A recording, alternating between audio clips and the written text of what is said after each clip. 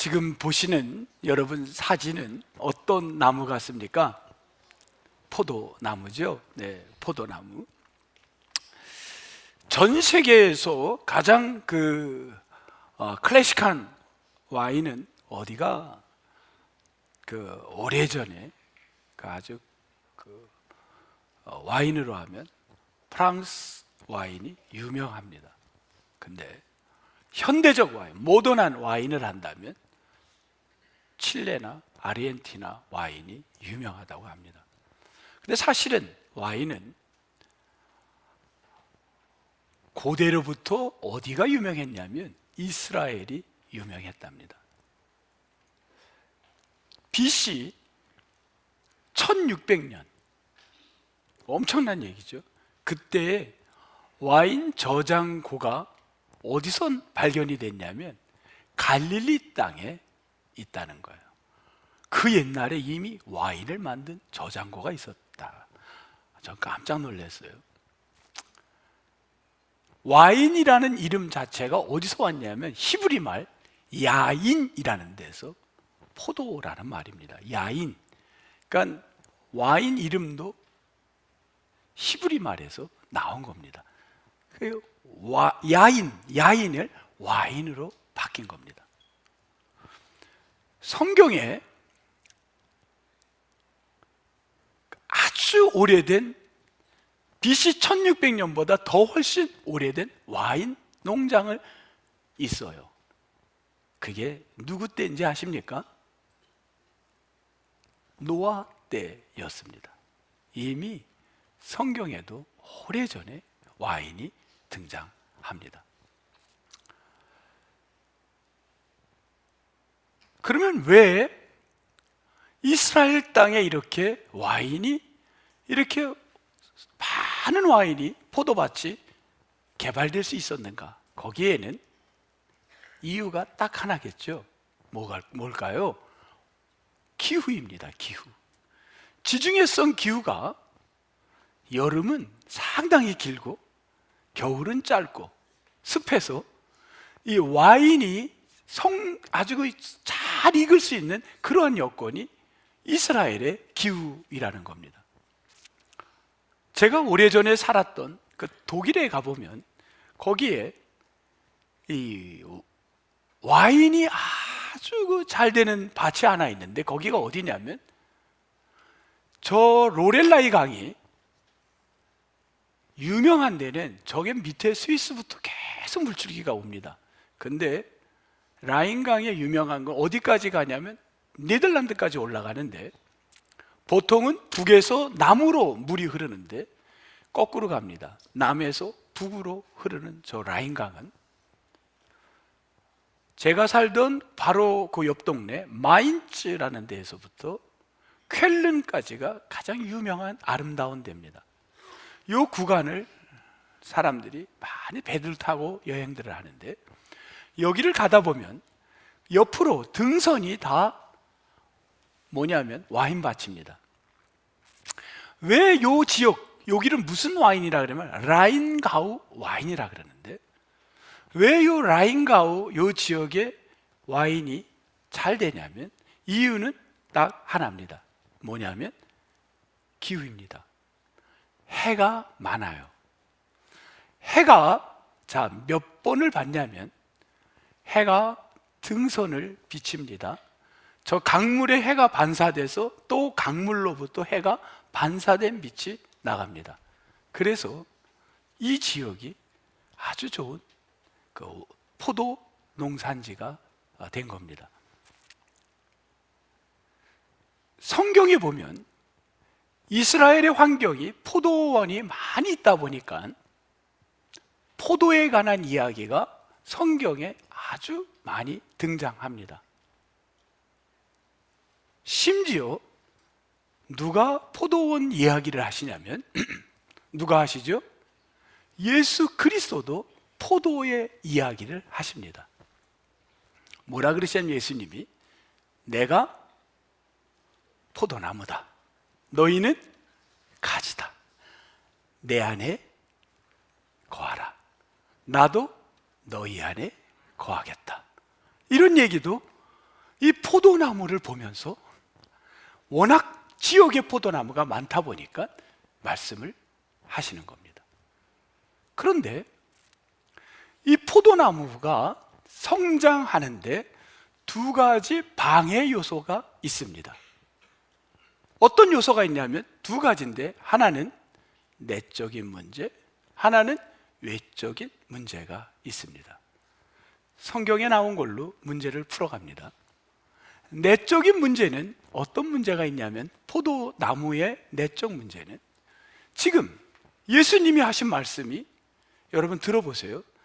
나도 너희 안에 거하고 너도 나 안에 거하라. 그 말이 이해가 되나요? 언뜻 들으면 내가 포도나무인데 내 안에 거하고 나도 너희 안에 거한다는 말이 매우 이해하기 어렵습니다. 그런데 나무의 원리를 보면 이해하기가 쉽습니다.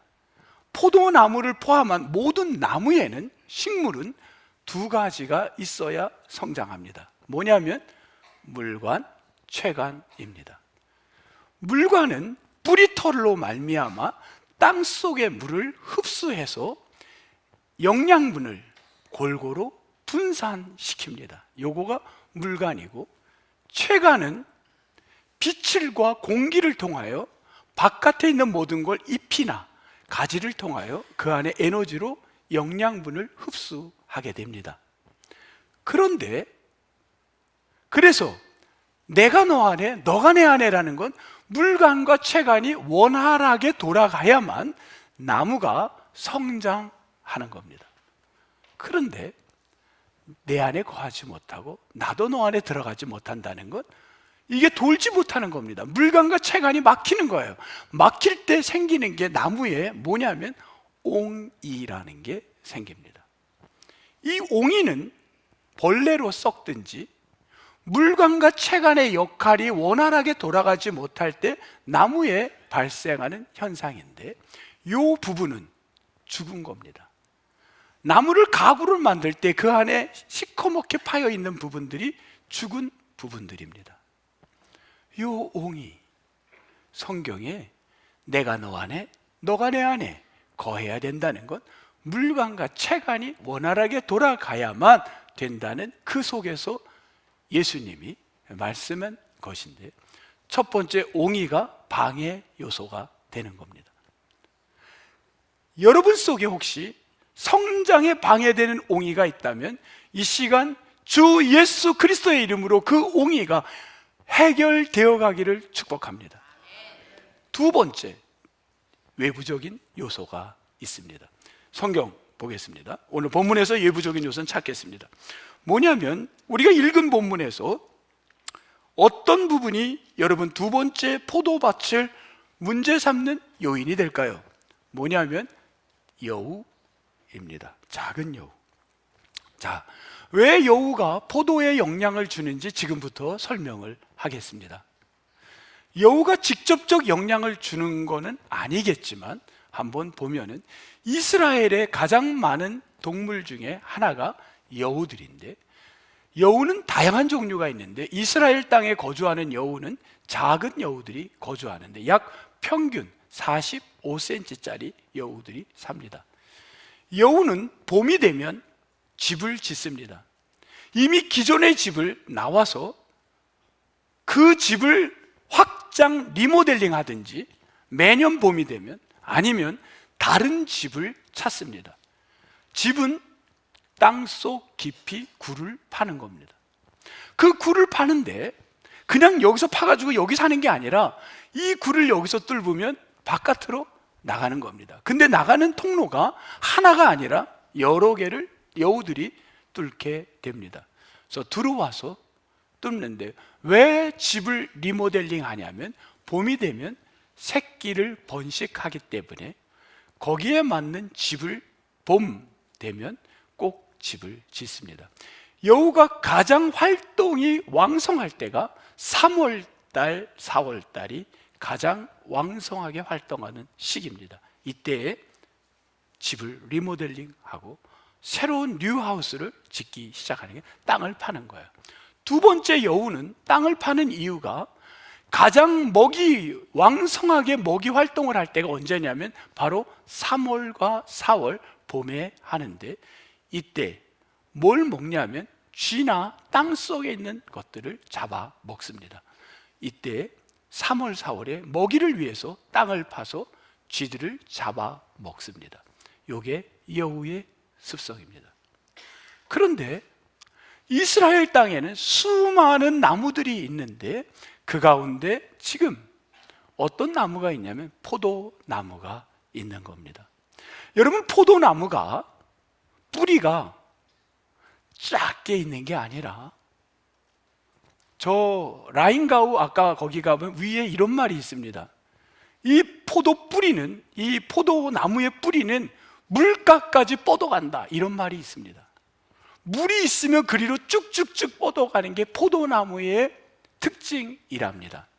영국 런던 햄프톤이라는 데 가면 1700 몇 년도에 그 심은 포도나무가 지금까지 있습니다.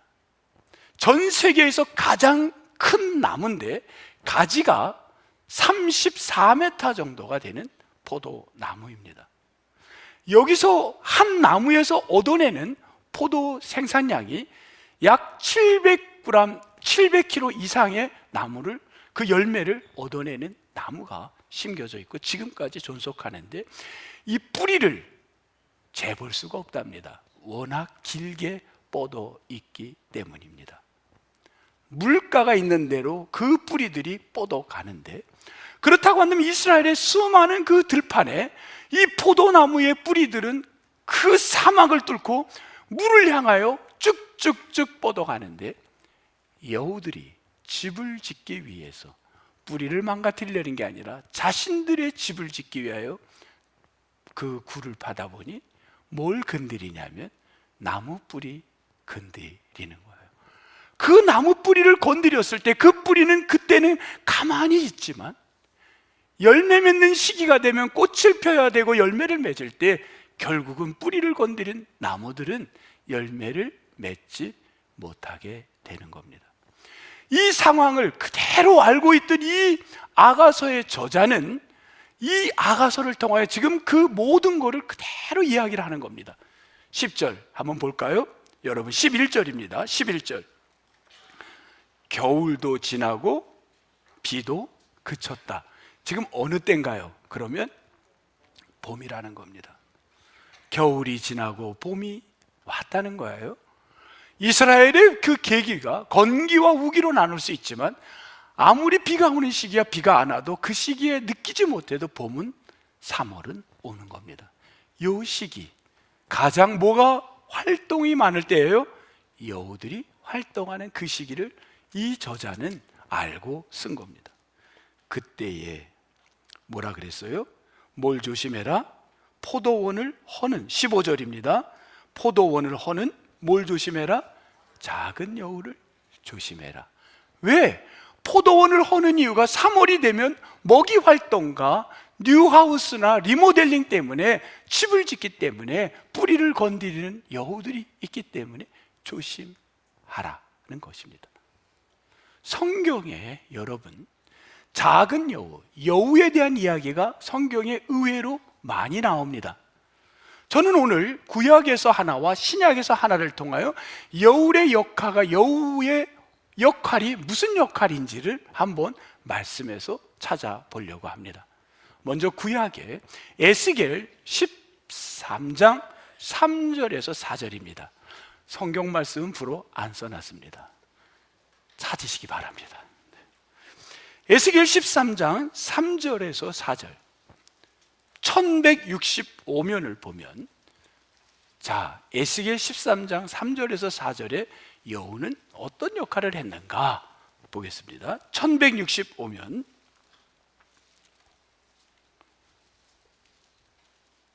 3절 같이 읽겠습니다. 시작.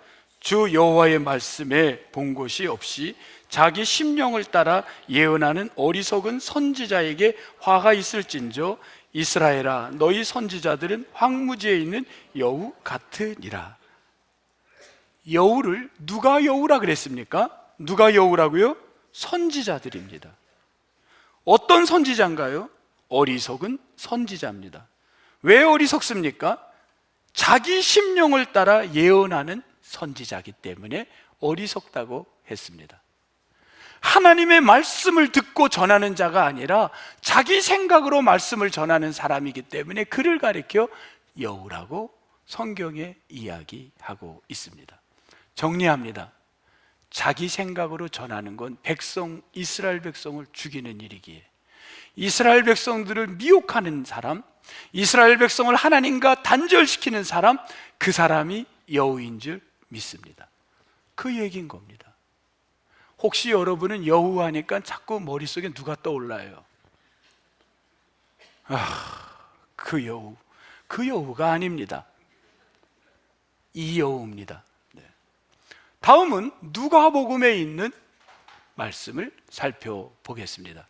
누가복음 13장 32절 찾아보겠습니다. 누가복음 13장 32절 118면이 되겠습니다. 118면 누가복음 3장 32절 시작. 이르시되 너희는 가서 저 여우에게 이르되 오늘과 내일은 내가 귀신을 쫓아내며 병을 고치다가 제3일에는 완전하여 지리라 하라. 저 여우는 누굽니까? 31절에 보니까 누구라 그랬죠? 네? 헤롯 왕입니다. 헤롯은 누구를 죽이려고 했나요? 예수 그리스도를 죽이려고 한 사람입니다. 하나님과 예수 그리스도 사이의 관계를 끊고 죽이려고 했던 헤롯을 가리켜 예수님은 헤롯은 여우다 이렇게 이야기를 합니다. 정리해 보겠습니다. 여기까지. 여우, 우리 인생에 하나님과 나 사이를 옹이 때문에 병들게 하고 하나님과 나 사이의 뿌리 자체를 죽게 만들어 단절시키고 못 만나게 하는 그 어떤 것들은 다 우리 인생의 여우인 줄 믿습니다. 성도 여러분, 내 안에 뿌리를 병들게 하고 내 신앙에 병들게 하는, 지금 죽어가고 병들게 하는 내 인생의 마지막 그 나무를 잘라봤을 때, 가구로 만들 때 시커멓게 병들었던 그 부분들, 이 상처, 이 모든 옹이들이, 여러분 여우들이 주 예수 그리스도의 이름으로 사라져 가시기를 주님의 이름으로 축복합니다. 그러면 어떻게 여우를 사라지게 하겠어요? 지금부터 중요한 건 여우가 무엇인지, 왜 여우가 문제인지를 충분히 설명을 했는데, 그러면 우리 인생에, 그래요 목사님, 내가 여우를 멀리하고 싶습니다. 어떻게 해야 되나요? 질문하게 됩니다. 여우를 사라지게 하는 방법이 무엇입니까?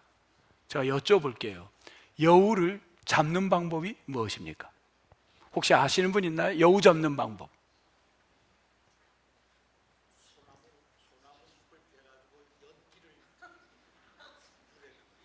근데 왜 소나무 숲은 왜 그런 거예요? 그게 더 강해.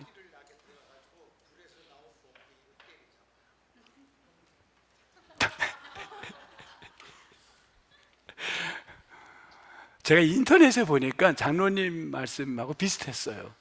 연기를 피워서 굴에서 나오는 걸 잡는다 이렇게 했는데 거기 때려잡으라 그런 얘기는 없었고요.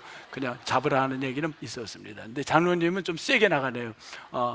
소나무라는 걸 첨부시켰고 때려잡아라 이렇게. 네, 어쨌든 여우, 오늘 성경에 나온 하나님과 나를 가로막는 여우는 때려잡기를 축복합니다. 그런데 어떻게 연기를 피웁니까? 도대체 우리 크리스찬들이 해야 될 일이 그럼 뭡니까? 너무 막연하지 않습니까? 알기는 알겠는데 이걸 신앙으로 어떻게 장로님의 말씀을 접목시킬 수 있을까요? 이게 우리들의 주어진 과제입니다. 저는 성경 안에서 해답을 찾으려고 부단히 노력을 합니다. 왜? 본문 밖에서 찾는 거는 조금은 좀 막연하기 때문에 이 본문 안에서 여우를 어떻게 연기를 피우고 때려잡을 것이냐, 그 이야기가 이 본문 안에 수없이 읽었지만 찾기가 힘들었습니다. 정직하게 아무리 읽어도 찾을 수가 없었는데 하나를 발견했습니다. 저는 그것을 발견하고 거기서 저는 나름대로 은혜를 받았는데, 혹 여러분에게도 도움이 된다면 그 구절을 여러분에게 소개하겠습니다. 여러분도 혹시 괜찮으면 여러분이 갖고 갈 메시지가 되기를 바랍니다. 저는 어느 말씀을 저에게 메시지로 받았냐면 14절의 말씀에서 오늘 여우를 내가 잡는 길을, 피하는 길을 찾았습니다. 14절 무슨 단어냐면 바위 틈, 낭떠러지, 은밀한 곳. 요게 제가 찾은 성경 단어입니다. 지금 이 저자는 여인을, 이 정확히는 술람미 여인을 뭘로 표현했냐면 비둘기로 표현을 했습니다. 비둘기야, 너가 지금 어디에 있으라 그랬냐면 바위 틈 낭떠러지에 있어라. 아마 자식을 낳는데 자기 사랑하는 자식을 바위 틈에 낭떠러지에 둘 부모가 몇 명이나 되겠습니까? 왜냐하면 바위는, 낭떠러지는 안전한 곳이 아니라 솔직하게 가장 불안한 현장입니다. 그런데 그곳에 두라는 겁니다. 언뜻 봐서는 가장 불안한 곳에 두라는 의미가 무엇일까? 그런데 그곳은, 중요한 것, 지금 이거는 여우의 굴을 생각해 볼 때 여우가 굴을 뚫을 수 없는 그곳을 저자는 이미 말하고 있는 겁니다.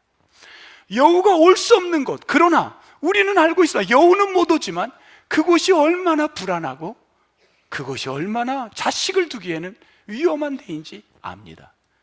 어떤 때는 내 자녀가 낭떠러지에 놓여있는 그런 마음으로 살아가는 이들이 있고, 그렇게 사랑하는 이가 아무리 기도해도 해결 안 되는 그 낭떠러지, 바위 틈에 있어서 언제 떨어질지 모르는 불안 속에 있는 이들이 우리 주변엔 얼마나 많은지 모릅니다. 그런데 여러분, 세상에서 볼 때 가장 불안하고 가장 두려움이 있고 가장 위험해 보이는 그 장소가 어떤 때에 가장 안전하냐면 바로 이럴 때입니다. 여인아, 나의 여인아, 10절입니다. 나의 사랑, 내 예쁜 자야. 13절 셋째 줄, 나의 사랑, 나의 어여쁜 자야. 지금 이 저자는, 이 파트, 남성 파트의 이 남자는 누구냐면 BC 960년에 이 아가서가 쓰여졌는데 그때는 솔로몬 왕의 황금기입니다. 몇 주 전에 했지만 솔로몬의 황금기, 이 아가서가 쓰일 때는 부인이 1000명이 되지 않을 때 초기라고 이야기를 했습니다. 그렇게 본다면 가장 권력과 힘이 최고의 정점이었을 때 그 왕은 세상에 어떤 것보다 가장 귀하게 여긴 사람이 누구였냐면, 얼굴은 시커멓고 집안도 안 좋고 병들었지만 내가 사랑하는 그 여인, 술람미 여인입니다. 너는 어여쁜 자야, 내 사랑아.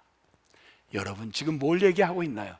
네가 낭떠러져 있을지라도, 네가 가장 위험한 곳 바위에 있을지라도 내가 너를 사랑한다, 내가 너를 지키겠다, 내가 너를 보호하겠다. 그분의 사랑이 있는 현장이 가장 안전한 장소인 줄 믿습니다. 그랬더니 이 여인이 그게 너무 감사해서 여성 솔리스트가 오늘 찬양합니다. 여성 솔리스트가 16절에 이렇게 고백을 합니다. 16절 여러분 같이 노래합니다. 시작! 내 사랑하는 자는 내게 속하였고 나는 그에게 속하였도다. 스톱! 요 이야기를 고백하기 시작합니다. 지금 이 이야기는 노래입니다. 여성이 부른 노래입니다. 지금 이 이야기는 고대의 사회에 결혼을 할 때 결혼 선언문에 반드시 들어갔던 문서입니다. 이 문서, 몇 주 전 이스라엘 백성들이 결혼을 할 때 서약서를 쓴다는데 거기에 반드시 들어가는 글귀가 이 얘기입니다. 다시 봅니다. 시작! 내 사랑하는 자는 내게 속하였고 나는 그에게 속하였도다. 여러분, 이 말이 어디서 많이 들은 이야기 아닙니까? 나는 내게 속하고 나는 그에게 속하였다. 어디서 많이 본 단어들이 아닙니까? 어디서 많이 본 거? 아까 좀 전에도 했는데요.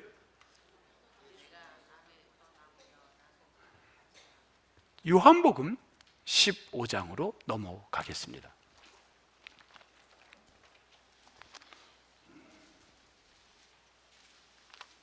요한복음 15장 4절로 가겠습니다. 173쪽, 173쪽입니다. 예수님은 자신을 포도나무라고 이야기를 하십니다. 그리고 이렇게 말씀하십니다. 4절 시작. 내 안에 거하라. 나도 너희 안에 거하리라. 자, 그 다음에 이 거하라는 얘기를 한 다음에 그 다음 이야기 보겠습니다. 시작. 가지가 포도나무에 스톱. 다시 가지가 포도나무에 붙어 있지 아니하면 그 다음 어떻게 된다고요? 스스로 열매를 맺을 수 없음 같이. 포도 열매를 못 맺는 거죠. 그러면 어떻게 하라고요?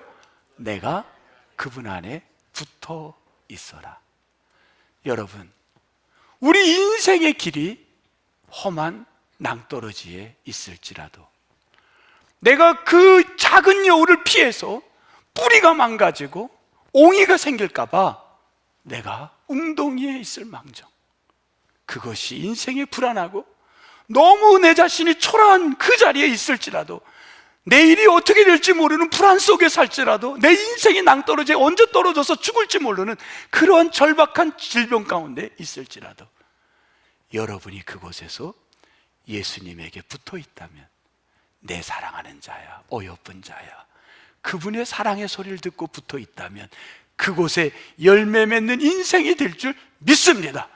아무리 좋은 환경이라도 들판과 평지 속에, 그 잔디밭 속에 여러분이 화려하게 살지라도 뿌리가 이미 썩어지고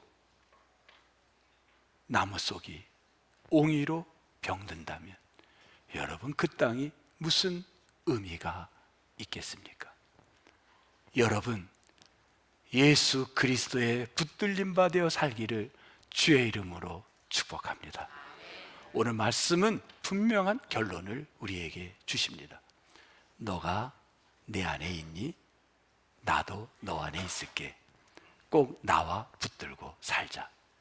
힘들고 어려운 일, 여러분 속에 어떤 일이 있어도 금년 12월 마지막 주가 이제 얼마 남지 않은 이때에 내가 지금 단절된 것이 무엇인지, 내 뿌리가 썩고 있는 것이 무엇인지, 근본이 썩어 지금은 모르지만 여러분 인생의 마지막 평가의 때 그 나무를 사용하려고 봤더니 병들어 썩어 있다면, 뿌리가 죽어서 열매가 겉은 지금 멀쩡했지만 열매 맺지 못한 인생이 된다면 가슴을 쳐도 그때는 늦은 겁니다. 예수 그리스도 안에 작은 여우들이 있다면 금년 12월 마지막 주가 되기 전까지 내 안에 있는 작은 여우를 소나무로 연기 피워 때려잡으시기를 주의 이름으로 축복합니다. 저는 일주일 동안 여러분의 기도 속에 아프리카의 한 곳, 평생을 처음 가본, 아프리카 자체도 처음 가봤지만 에스와티니아를 다녀왔습니다. 에스와티니아는 아주 작은 데인데, 제가 갔던 노선은 이디오피아에서 내려서 13시간 정도를 이디오피아까지 갔고, 거기서 갈아타서 남아프리카 공화국으로 5시간 정도를 날아가서 거기서 5시간 정도 기다렸다가 1시간 걸리는 경비행기를 타고 에스와티니아를 들어갔습니다. 도합 거의 하루 종일 갔습니다. 에스와티니아 이야기를 잠깐 하겠습니다. 왜냐하면 저는 사실 일주일을 봐서 본 게 아무것도 없습니다. 잘 모릅니다. 그러나 또 아무것도 얘기 안 하면 뭐하고 왔나 궁금할까 봐 잠깐 하겠습니다. 아주 짧게. 왜냐하면 제가 본 게 너무 작기 때문에 함부로 말할 수가 없습니다. 그래서 그냥 참고, 인터넷 그것도 좀 참고 해서 이렇게 사실을 전하겠습니다. 에스와티니아는 아주 작은 나라인데 강원도 땅 크기하고 똑같습니다. 해발 1100, 강원도하고 해발도 비슷하고, 그래서 농산물, 옥수수와 감자가 주 농산.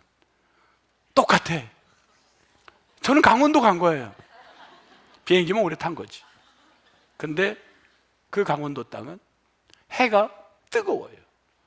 근데 선선한 바람이 있어요. 그늘만 있으면 괜찮아요. 근데 그늘만 없으면 잠깐도 너무 뜨거웁니다, 해가. 지금은 비가 오는 시기였습니다. 그 에스와티니아에 갔더니만 그 나라는 전 세계의 기독교인이 몇 프로냐면, 이 나라는 여러분 놀랄 준비만 하고 들으세요. 90%가 기독교인입니다. 근데 그게 40%는 토착 아프리카의 기독교인입니다. 그러니까 우리가 아는 기독교가 아니에요. 아프리카 토착 종교. 근데 그걸 기독교라고 한 거예요. 그게 40%. 카톨릭이 20%. 개신교, 우리와 같은 개신교는 30%. 그래도 상당히 높은 나라이고 지금도 왕이 통치하는 나라입니다. 이 나라의 경제적 문제는 상당히 빈곤해서 제가 본 사람들은 하루에 한 끼에서 두 끼를 겨우 식사를 하는 사람들을 보았습니다. 그 다음에 수질의 문제, 물 문제가 가장 안 좋았습니다. 한 곳을 저에게 소개를 해줬습니다. 물을 길는 모습을 보여줬는데, 저 개울물이 가서 어린아이도 길고 아줌마도 물을 길러 오는 걸 옆에서 봤습니다. 근데 소도 와서 물을 먹었습니다. 그리고 바로 옆에다 소가 똥을 싸기도 했습니다. 그러면 그 물을 그냥 먹진 않고 가져가서 이렇게 며칠 동안 이렇게 뭐하죠? 잘 놔둬서 가라앉히고 해서 그 물을 끓여 먹어도 굉장히 질병에 노출된 건 사실일 것 같습니다. 제가 본 그냥 그거예요. 그 다음 에이즈 환자가 상당히 높았고, 통계적으로는 30% 정도가 에이즈 환자고, 그 15세 여성들이 16세인가 15세 된 여성들의 에이즈율은 더 높았고, 부모가 에이즈이기 때문에 아이들이 태어날 때부터 복균자라 그래요. 그걸 뭐라 그러죠? 연결되어 있는 거예요, 에이즈로. 그런 상황에 건강 상태는 그랬고, 어쨌든 남자들이 실업률이 상당히 높았어요. 40% 정도 된다고 해요. 그러다 보니까 결혼을 할 때 풍습이 있습니다. 뭐냐면 남자가 결혼을 할 때 소 15마리를 여자네 집에 갖고 가야 돼요. 소 15마리를 줘야만 결혼을 합니다. 소를 가져갈 수 없으면 활부도 돼요. 활부. 그러니까 1년에 한 마리씩 이렇게 갚는 방법도 있고, 들은 거예요. 이건 현지인들에게 그렇게 한다는 얘기. 그러다 보니까 남자들이 결혼을 하지 못하는 분들이 많아요. 그래서 저희가 방문했던 한 집은 그쪽에서 하나를 소개해줘서 갔어요. 갔더니만 이 집은 엄마, 38살 된 엄마입니다. 애가 6입니다. 큰 애가 13살, 둘째가 12살 쪼르륵 있는데 아빠가 6명입니다. 근데 아이들이 아빠를 몰라요. 왜냐하면 아빠들이 그냥 떠나간 겁니다. 다. 아이들이 아빠를 보고 싶어 하면 저 여자가 지혜로웠습니다. 동네 사람한테 부탁을 해서 전화를 하게 합니다. 그래서 잘 있어, 아빠가 갈게 하는 스타일로 아빠를 한 번도 미워하게 하지 않았답니다. 저는 그것만 해도 그 여인의 참 대단한 여인이다 생각을 했습니다. 저 집에를 가서 봤는데 참 안타까웠어요. 저 집에 갔더니만 지금 저에게 주어진 일은 뭐냐면 저 집의 문제를 보고 어떻게 해결할 거냐는 겁니다. 근데 안타깝게도 춘천 동부교회 가자고 광고를 했어도 아무도 간 사람이 없었다는 거예요. 그래서 저 혼자 해결을 해야 됩니다. 우리 장로님들 한 명도 안 갔다는 걸 다시 한번 강조를 하겠습니다.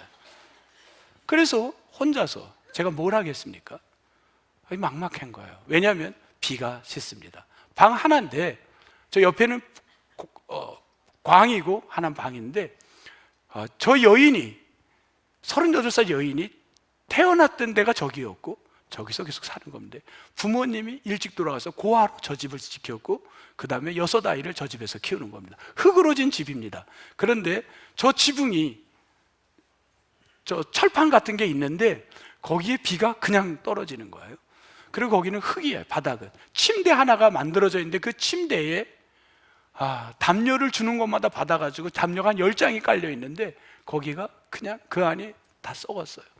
근데 바닥은 흙인데, 그러니까 한 3-4명은 침대에서 자고 3-4명 나눠가지고 여기는 큰 애들은 바닥에서 자는데, 비가 벽으로 들어오고 하늘에서 떨어져서 당장 검은 두꺼운 비닐을 구에다가 그냥 할 수가 없으니까 제가 뭘 하겠어요. 시간도 없고 혼자서 뭘 합니까?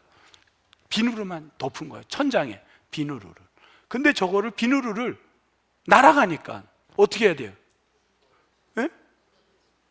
날아가지 않게 해야 되는데 할 수가 없으니까 큰 돌멩이로 그냥 깜짝 놀랐어요. 큰 돌멩이로 이렇게 얹어놓고 온 거예요. 제가 저걸 그냥 돌멩이로 얹어놓고 왔어요. 그러면 바람 불면 날아갈 수도 있어. 그런 상황이에요. 왜? 할 수 있는 게 없었어요. 저는 큰 돌멩이로 위에다가 그냥 지붕에다 얹어놓고 비누를 놨는데 애들은 너무 좋아해요. 너무 미안했어요. 근데 벽으로 비가 들어와가지고 그 비가 들어와서 애들이 이 물이 떨어지니까 새벽녘에도 일어나가지고 애들이 비 지금 우기니까 앉아있고 막 그런데요. 애들 잠을 못 자고. 그래서 그 얘기를 듣고 시멘트를 그 월드비전 분들이 너무 열심히 일을 해요. 현지인들 분들이 그걸 이제 갖다 줬어요. 이걸로. 그러면 그래서 벽에다가 이제 세면을 붙여야 되는데, 여러분 저 이렇게 된 데다 세면을 바르는 거는 쉬워. 근데 벽에다 세면 바르는 거 해본 사람? 여러분 벽에다 세면 붙여본 사람? 해보셨어요? 이게 안 붙어. 하면 뚝 떨어지고 붙이면 뚝 떨어지고. 죄송해요. 저는 한 번도 해본 적이 없었어요. 이게 할 수가 없는 거. 어떻게 해야 될지. 근데 이걸 어떻게 붙이나 혼자 고민하고 있는데 갑자기 지혜가 떠올랐어. 머릿속에서 순간 내 머리에 그런 지혜가 있을지 난 생각도 못해. 지금 하나님이 주셨을 거야.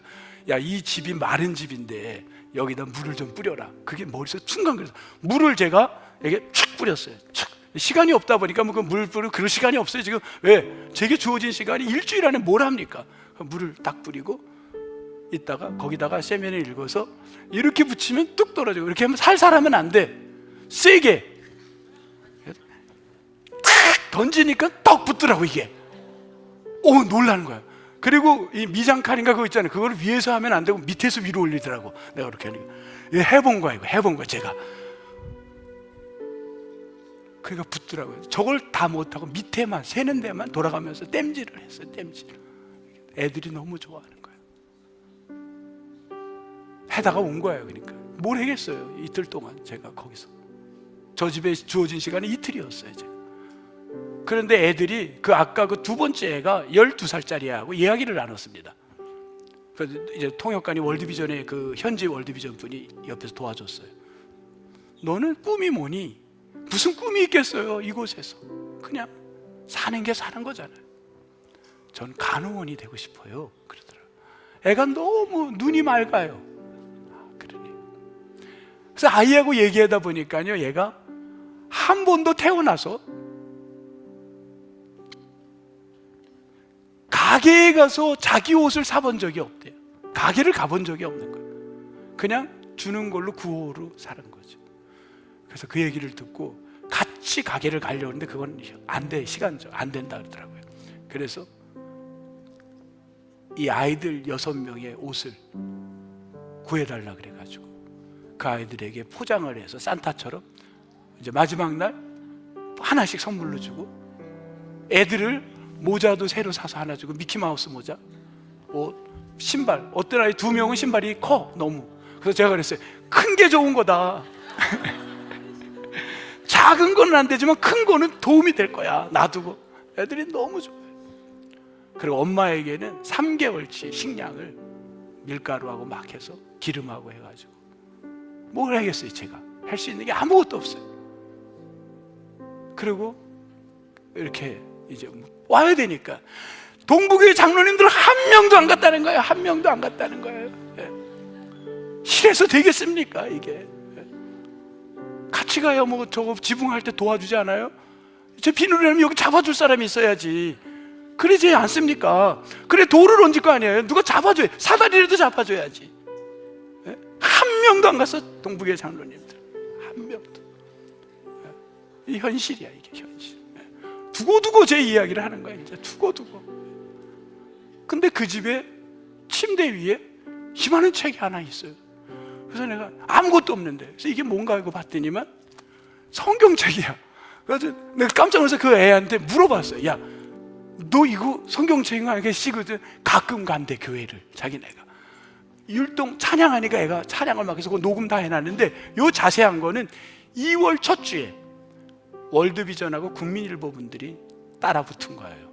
이분들이 준비한 거를 아마 그날 우리 교회에서 다 보여줄 겁니다, 자세하게. 그래서 제가 떠나는 날 할 수 있는 게 예배 드리자고 했습니다. 식구들 다 모았어요. 옆에 지금 보이진 않는데 통역관이 하나 있어요, 지금. 그리고 그 책, 그 집의 성경책을 피고 예배를 드리고 있는 거예요. 제가 이 얘기했어요. 힘들어도 예수님 붙들고 살자. 예수님 붙들고 살자. 그 얘기였어요. 딴 얘기 안 했어요. 예수님 붙들고 살자. 저는 그리고 이 집에 갔더니 애들 뭐 여러분 얘기하면 너무 많아. 놀이 장난감이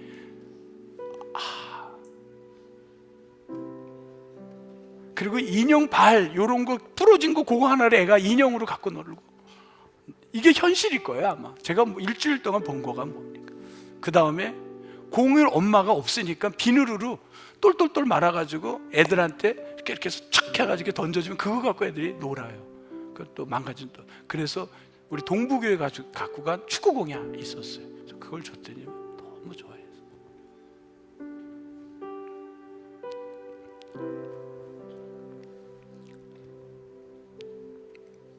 이제 거꾸로 돌아왔죠. 오는데 비행기 안에서 제 옆자리에 일본 여자분이 있었어요. 저기는 여행으로 간 사람 하나도 없어요. 다 NGO 단체에서 일을 해요.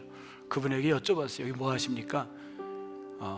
식량을 돕는 일을 미국 재단에서 있는데 자기가 한 10년째 하고 있는데 10개월은 여기서 현지에서 있고 1개월은 일본에 가서 휴가를 가는데 지금 휴가 가는 거래요.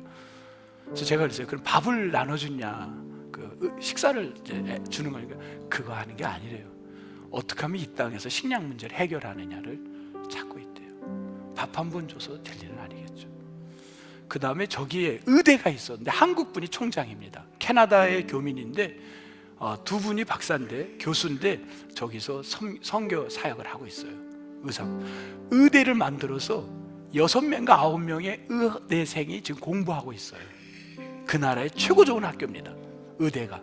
근데 그분이 그런 얘기를 해요. 저희 일행한테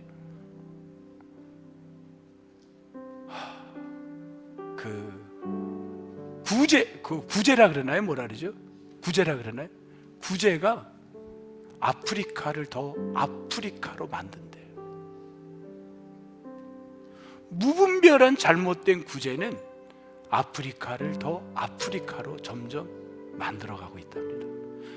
그 말이 여러분 어떻게 받아들이세요? 충분히 이해가 되시나요? 저는 타고 비행기 오면서 너무 마음이 아팠어요. 저는 디아코니아를 나름대로 공부를 했고, 그래도 한국에서는 죄송해요, 뭐 디아코니아 하면 그래도 나름대로 책 많이 했잖아요. 근데 아무 소용이 없었어요. 아무 그게 뭔 의미가 있어요.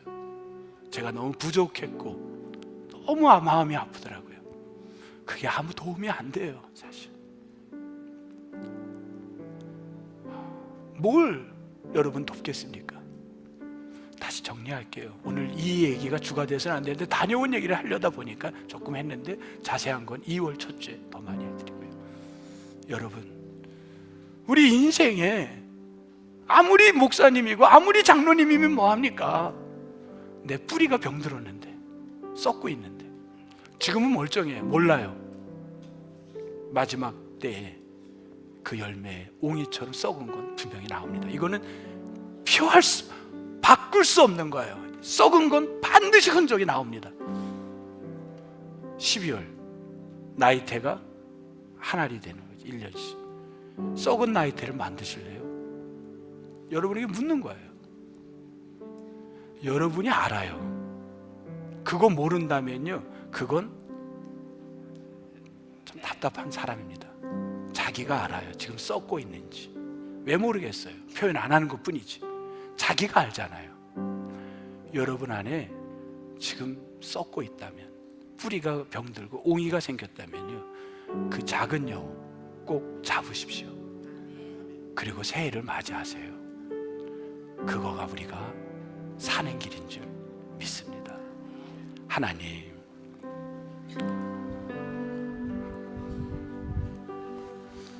저희들이 너무 부족합니다. 신앙에 병들고 많은 남을 돕는 것 같지만 다에게 허식이었고, 복음 예수 그리스도를 전하지 못하고 마치 구제하는 것 같은 거, 이게 무슨 의미가 있겠습니까? 더 사람들을 병들게 만들 수도 있습니다. 정말 예수님과 붙들어 살 수 있는 그러한 삶을 살아가는 저희들 되게 도와주시고, 얼마 남지 않은 기간 작은 여우들을 다 멸하는 역사가 일어나게 도와주옵소서. 소망하옵고 예수님 이름으로 기도합니다. 아멘.